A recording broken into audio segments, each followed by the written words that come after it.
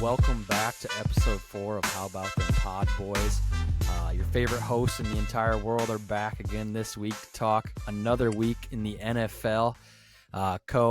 Big week for us, first week. Dallas Cowboys get the season started last Thursday night with opening day, playing the Super Bowl defending champs, the Philadelphia Eagles.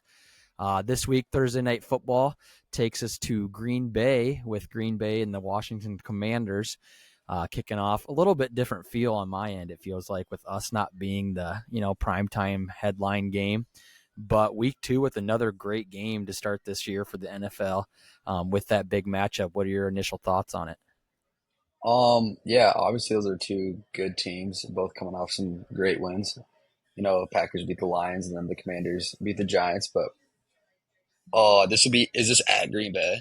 It is at Green Bay, yes. Yeah. So I guess my big thing is I'm curious to see Washington away. They did play their last game at home. Obviously we know what the Chiefs had to do in Green Bay. They're a great fan base, but I'm curious to see what Daniel does as an away team, how he commands the offense, the huddle, and just seeing if Jordan Love just continues on this heater. He's playing great ball. I think Jacobs is a big part of their offense, and I think when he can get going, I feel like Love does a great job in the air. Yeah, absolutely. And with Jaden Daniels, again, coming off of a great rookie campaign last season, so I think he kind of surprised some people, because coming in as a rookie and a top pick, you're expected to be, play well for your franchise, but there's a reason you were drafted that high. That means your team really didn't play that well before you came in, things like that. So I'm anxious to see and really excited to see how he plays at Green Bay, hostile environment. Like you said, Jordan Love's been playing well. Jacobs, great running back on that team. So how is Daniels going to come in for Washington, control the tempo, and, make sure that they're playing commander football? Because Green Bay is, like I said, it's a place that can become hostile. The crowd's right there on you, a smaller stadium. But it just really depends on how well he plays in a big time prime time matchup like that. Right. I feel like a big key to this game is Green Bay's pass rush, and to counter that for Washington is going to be what Daniels can do on the run in the scramble game. I feel like he was real comfortable last week. Who wouldn't be when he played the Giants, right? So Right. really going through his reads, and we'll see if he shows some legs this game. I do know I got a prop for him for some rushing yards, so hopefully he does scramble a little bit. Right. Yeah. No. His legs are a huge key to his game. When he can scramble, it's not even always to get out and actually run the football down the field and gain a ton of yards, but just his ability to scramble, keep plays alive, is what makes him a threat that he is. And it's hard to cover in the National Football League for multiple seconds when a play breaks down, and that's where Scary Terry gets big plays, because Jaden Daniels can run around for whoever knows how long he needs to. Throw back to that big Hail Mary that they won the game against Chicago last season. That was on a huge broken play. Jaden Daniels ran around for felt like 30 seconds and then hit the Hail Mary in the end zone. So, no, I'm excited. And like you said, the big point is that pass rush from Green Bay, as they obviously added our old boy, Micah Parsons. I think he'll get more snaps this week. He was relatively new to the Packers last week, and got in on a sack. So we'll see if he can get in on another sack. And I'd like to hope that he doesn't, just because every time I see him bring a quarterback down, that brings a quick tear to my eye as a Cowboys fan, not having him on our field anymore. But like I said, I think that's for the better for us. I do.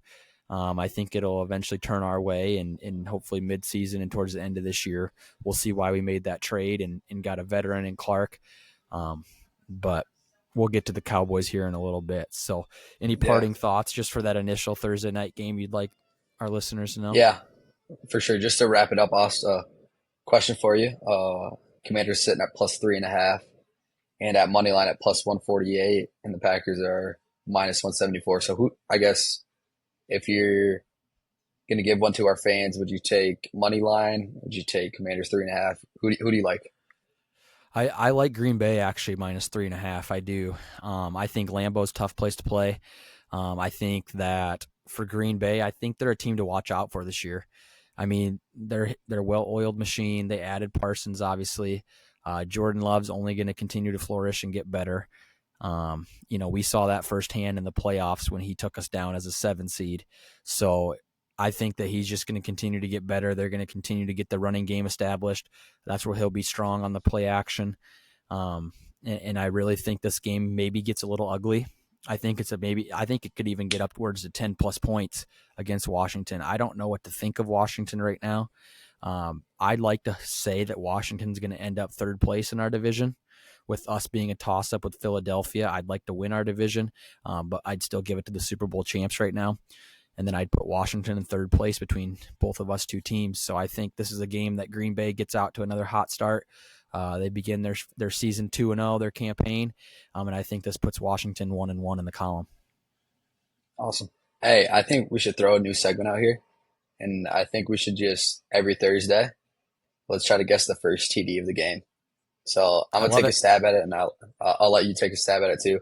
I'm just kind of looking at the odds right now, and I really like Romeo Dobbs plus 1100 first TD of the game. That's a So huge. I fans, mean, fans, if you're listening, book it, slip it. We'll come back to it Sunday, and hopefully we're winners. We got. I absolutely love that. No, I think this is a week for Jacobs to get in the end zone early and often. I think Green Bay marches the first drive of the game if they get the kickoff down the field. If they have to kick the opening kick, I think that they keep Washington, from scoring. Maybe they get a field goal if anything, but I think Green Bay marches it down first drive and just establishes that ground and pound to open up the passing game later on in the game. So I'm going with Jacobs' first touchdown of the game. Awesome. Love it. Riding Packers high.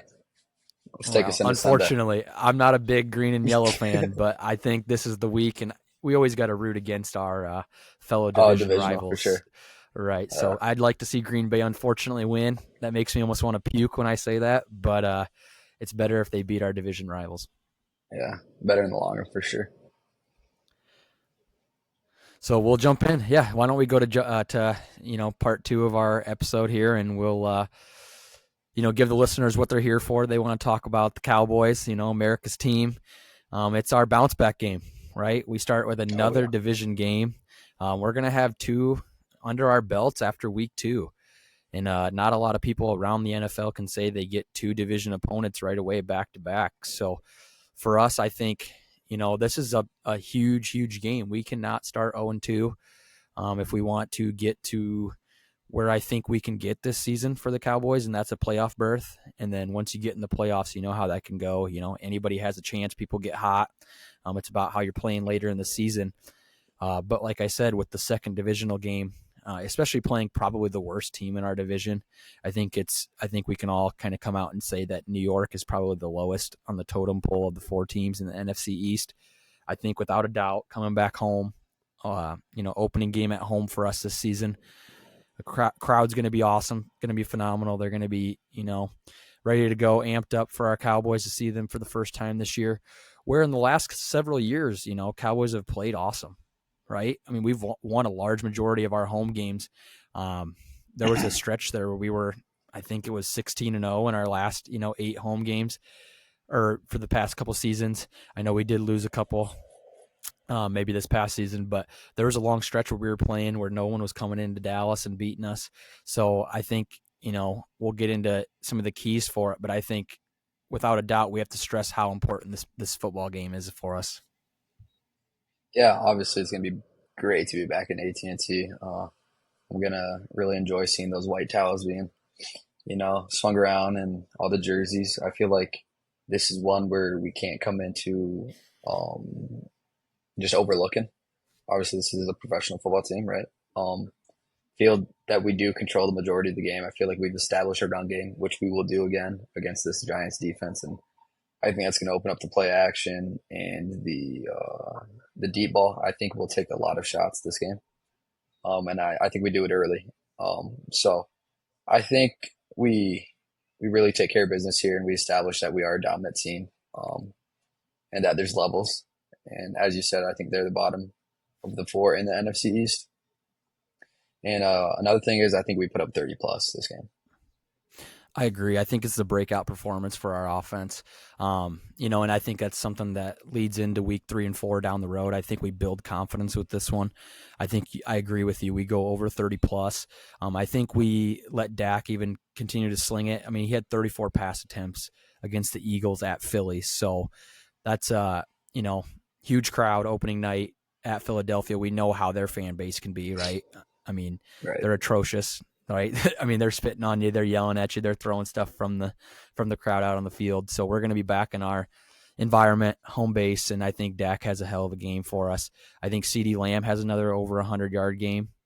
And this is the night I like in the that. week that I'd like to see Pickens get back into the game a little more. Yep. We got him on some big PIs against Philadelphia, who had way better corners. Right? I know they lost some, but they still have Cooper DeJean. They got guys like that can try to lock you down. That took a pick six in the Super Bowl back. So I think we're going to open up the passing game. I wonder what Javonte Williams follows up his 2 touchdown performance with. I'd like to say he has another strong performance, but I think this is one where we come out and we really throw the ball. So whatever he can add in his limited touches this week is just an added plus. So I think we have him. I think we mix Miles Sanders in there a few times, and I'd like to see Jaden Blue get on the field. I don't know. We had a healthy Absolutely. scratch last week as our third back, so just super excited. You threw out the line for me for the opening Thursday night game, so I'll bring it back to you here. It's Cowboys right now at -3.5 is the opening line for that one. -5.5 is the spread. And money line is -260. So anything that stands out to you there for the listeners? Yeah. I feel like that's an easy cover at 5.5.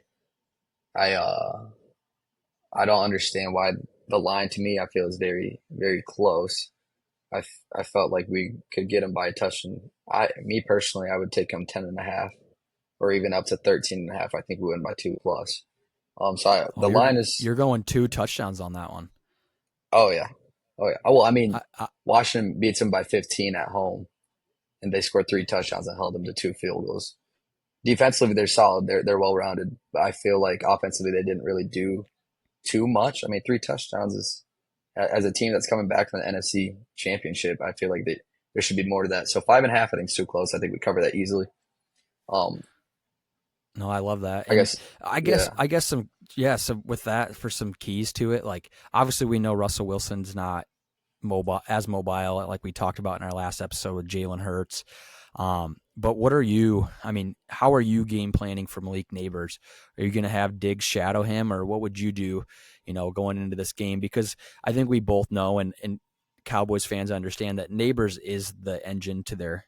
You know what I mean? Like he's the Mhm. engine to their Yeah, offense. He's their initiator. If you can keep him from having a big night, I really don't see how they hang with us. right. And this is one of the games I feel fairly comfortable seeing Diggs. He can shadow, but I'm not too worried about following him all the way around. I feel uh, our secondary is going to be fine enough to whoever, what side he's on. So I'm not worried about neighbors. Really, just so it opens up Diggs. So if he wants to jump one, he can. He can maybe rest the leg a little bit. He doesn't have to follow him around. Like I love what he did against AJ Brown last week. That was awesome. That was great. And I know he can do that to neighbors as well. But I want him to go get one. So I feel like defensively, if we get too high over there, if we get maybe even one high and just kind of just shade neighbor's side, it's gonna maybe force Russell into somewhere towards Diggs' side where he's got a number 2 or 3 on him. No, and I love that. And I think 100% that's how we play this game, because like we said, Diggs is still getting back into the full fold of playing high level football, as being out with the ACL injury. And you understand as any, how hard it is to come back from that. We've briefly touched on that, and he's playing at the highest level. So Right. you're facing elite athletes they know their route they're running, right? I mean, that's the hardest part of Hmm. being a corner in the NFL is they know every route they're running, right? And I wouldn't want to say guessing, but you're trying your best to keep them in front of you, nothing behind you, while also playing in your zone coverage, if it's that on defense, or if you're matched up man to man, understanding the assignments from guys behind you. Do you have a high safety, covering and cover two, or are you left alone and you have to make sure that nobody gets behind you still? as that, main guy on one Right. coverage. So as a whole, I think this game is going to be huge game for us. A get back game, get back in the win column, get back to 500, albeit 1-1. But then it sets us up for a good path down the road because we watched the Chicago Bears on Monday night is where we head in week 3. We won't go in big detail for it, but if we can get back to 1-1, get a division game under our belt with a win, get back in the win column there, have a leg up on the Giants for when we have them later on this season. I like our chances even heading to Chicago, right? Caleb Williams looked solid the first couple of drives, and maybe you could say up into the first half, but he was nowhere near where he needed to be to win that game against the Minnesota Vikings in the fourth quarter.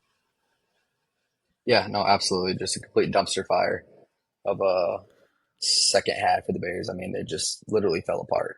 It looked like they dominated the whole game. And I mean, you could even argue coaching decisions. It was 4th and 3 inside the 20, and they didn't take 3. They wanted to go for it. So greediness, coaching, whatever you want to call it. Caleb had a great opening drive in the first quarter, and I'm like, oh gosh, they're going to blow the Vikings out of the water.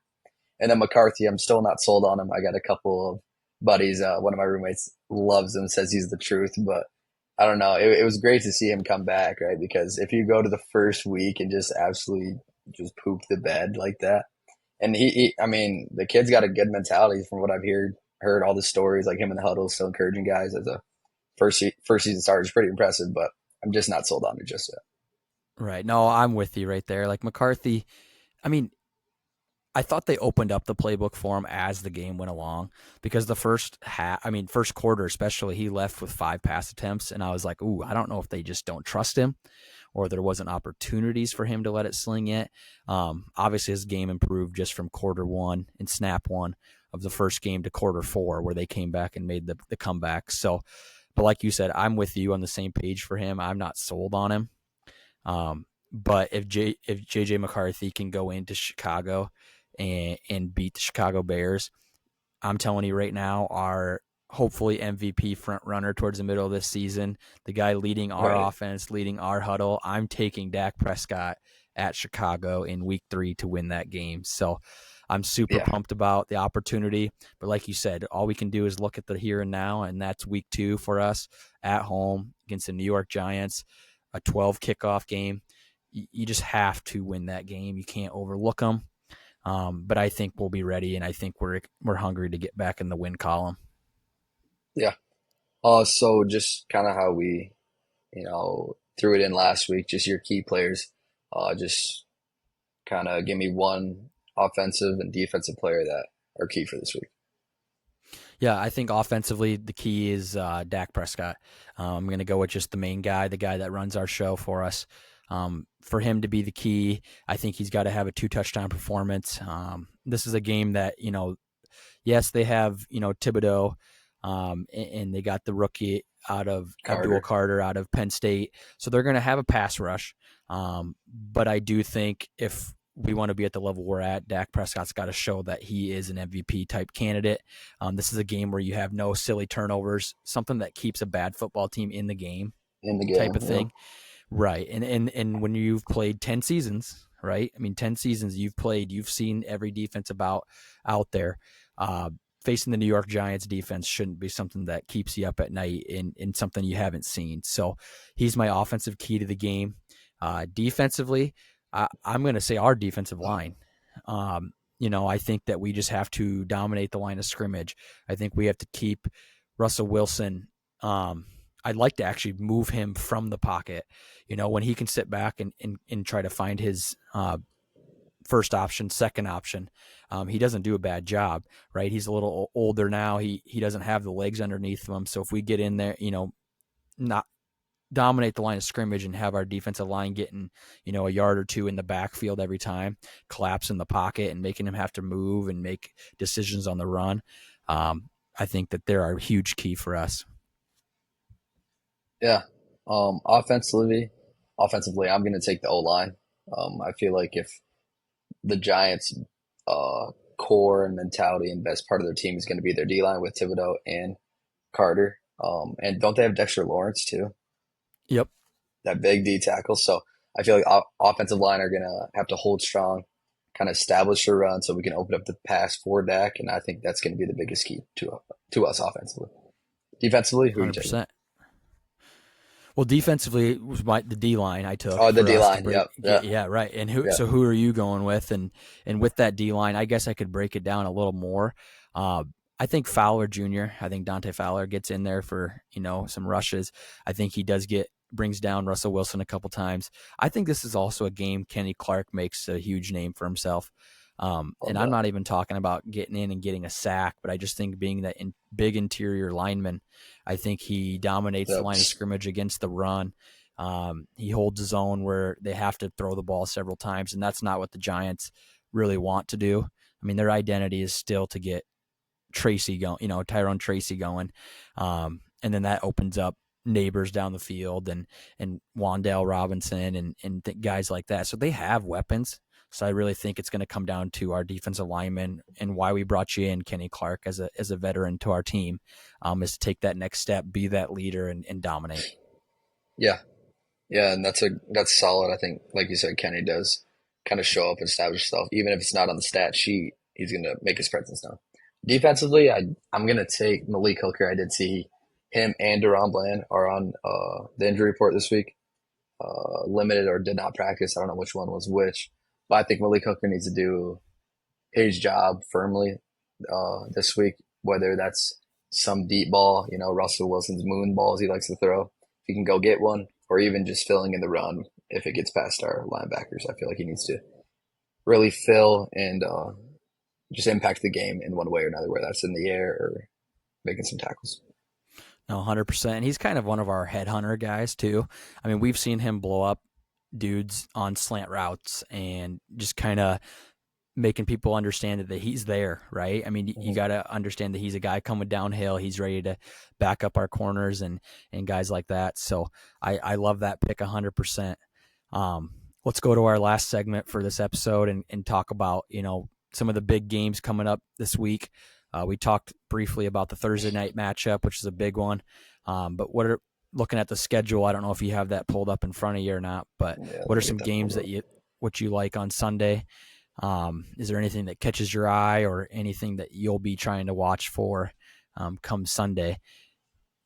Yeah, a big one. I think there's two I'm really looking forward to.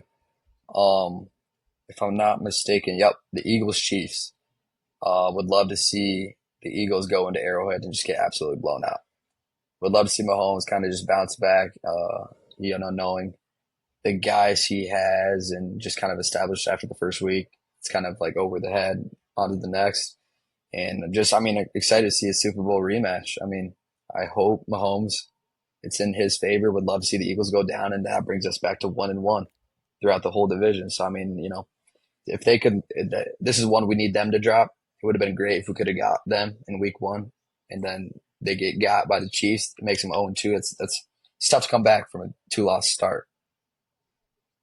No, 100%. I think that's probably the biggest game on the schedule Sunday. Obviously, the Super Bowl rematch, and you hit the hammer on the head there, or the nail on the head there with just that at Kansas City. They're going to be wanting that rematch, right? I mean, they've sat on this all off season, wondered what they could have done better. Now they get them in their house. I think Patrick Mahomes lights them up, and like you said, that's going to put us in a great spot, albeit only 2 weeks in. They drop one game, everybody's back to even at 1-1. I understand we lost them in a division game, so they'll have tiebreaker, but really at the end of the day, tiebreakers don't have to come into play, and you can just go off your record. We got to have our division teams losing games, so that's one I'll 100% have on. I believe it's America's Game of the Week on Fox. It'll be nationally broadcast. It'll be a heck of a game. I think Kansas City comes out and does what Kansas City does and puts the ball in Mahomes' hands. They dominate that game. I think it stays close, but I think they dominate it to where there's really no doubt that they're the winners coming out, is what I hope for as a selfish Cowboys fan. But no, that'll be a super exciting game to watch for sure.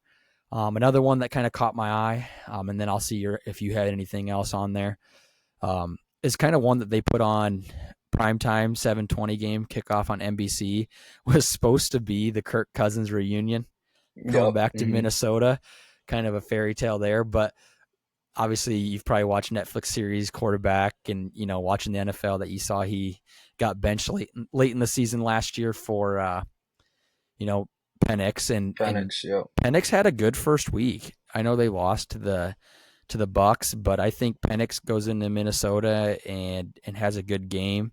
But I really want to see who we talked about earlier with JJ McCarthy, how he plays in week 2. Is he Yep. continue to build? Is he going to, get the Vikings to 2-0 where people are starting to say, hey, yeah, great decision, right? We moved on from Sam Darnold, who won us 14 games last year, and now JJ McCarthy starts 2-0. Or do the chirps, start creeping in where they're already talking, hey, at 1-1, Sam Darnold got us off to, a heck of a start and carried that through the entire season. Was it smart? Because we know how media plays and how fan bases jump to conclusions immediately. So it takes one game where you don't play well. You're already back to 500 as early as you are in week 2 of the season.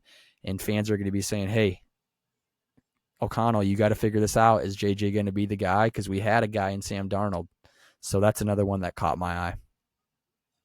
Yeah. No, that's a game that, like you said, you thought Kirk was going to come back into Minnesota. So scheduling wise, I mean, it still works out in their favor. You got two young QBs on the national level. I think McCarthy will thrive at a home environment than away. Because I'm not going to lie, Chicago was loud. It was way louder than I expected, and they really showed out the fans. Um, but yeah, I'm interested to see like if he recalls that he does have a wide receiver one named Justin Jefferson, and he gets him the ball early in the game. So we'll see what happens there. You think that? I mean, that 100%. And that was my question coming to you. Like, did they understand that who Jay Jetta is, or were they just being so conservative that he's probably double covered or has a guy over the top that they didn't want to start JJ McCarthy's career with tough passes? But at Right. the end of the day, he's a guy that's going to bring the tough passes in. So I'd throw him the And ball. he's going to be open. He's going to have 4 or 5 yards of separation. So, He gets open, yeah. yeah. So I didn't understand that one. But again, first week, I think everybody's game plan is still a little bit of learning Yeah. environment. And with Yeah. JJ McCarthy, hey, I know you said you got a buddy that loves him, but me and you, I'm not putting him anywhere higher than maybe, if he's lucky, like 16th, 17th in the NFL Oh, today yeah. I as would probably quarterback. 20. I mean, Yeah, he's probably better than 7, 10 QBs. I don't know. yeah. I mean, I'm not putting him much higher than that. So I'm assuming that's kind of their game plan they came in with as well. Uh, but yeah, like I said, I love where we're at. We'll kind of end on this note, but at the end of the day, right, we're only worried about the team we can be, right? We Mhm. can control what we can control. Heck of an opportunity for our Cowboys this week. Another awesome week of NFL football. Everybody's still playing, right? Bye weeks don't start for till about week 4. So it's Mhm. awesome to get to watch 16 football games again on Sunday, Thursday, Sunday, and Monday. So I'll be looking forward to, recapping it with you on Sunday, coming back and just talking about our week ahead, what we saw, what we liked, giving our best betting advice to our listeners. Because us right out here are always just trying to make a couple quick bucks and see what we can throw out there. So before I give our Hey, shout outs Oz. to our Yeah. socials, anything you want to throw in there? Yeah. Would love to shout out Deuce Vaughn. Signed with the Broncos earlier this week. So shout out Deuce Vaughn. I mean, who has a fuck? Excuse my language. Who has a Deuce Vaughn jersey? Dallas Cowboys Deuce Vaughn jersey. Shout out to him. Really root Throw for the that back smaller up on the guys. screen real quick. Throw that back out on the screen here. Yes, yes. Look at that. Shout That out my that boy. goes hard. Shout out Deuce So tough. Vaughn. Shout out Deuce, if Deuce we can Vaughn. get a And shout then out back. absolutely Deuce. You're the truth, man. Always root for the But small guys, man. And then 100%. did see Jadavian Clowney was in the facility. Uh, would be an immediate sign if he does sign. So hoping to see that one go through as well. Yeah, big news. I think it can't hurt us to add depth on the D line, right? And Jadavian Clowney's played, obviously, former top pick, just an absolute unit on the defensive side of the ball. I think he'd do nothing but help our Right. team, Exactly. help our roster. Like you said, he was in the building. So Jerry, bring him home. I'm begging you, just have someone in our building that can, shut down plays. We've seen play at high levels for several different teams around the NFL. So no, super exciting time. Thanks everybody for joining us again on episode 4, your favorite podcast in the entire world on How About Them Pod Boys. As always, root for the Cowboys, cheer them on Sunday. Us two will be yelling at our TV, telling them how they should be coached, what plays they should be running, and how much we should be beating the New York Giants. So check us out on How About Them Pod Boys on YouTube, Spotify, TikTok. I appreciate the love we've got so far, and looking forward to coming back on Sunday and recapping with you guys.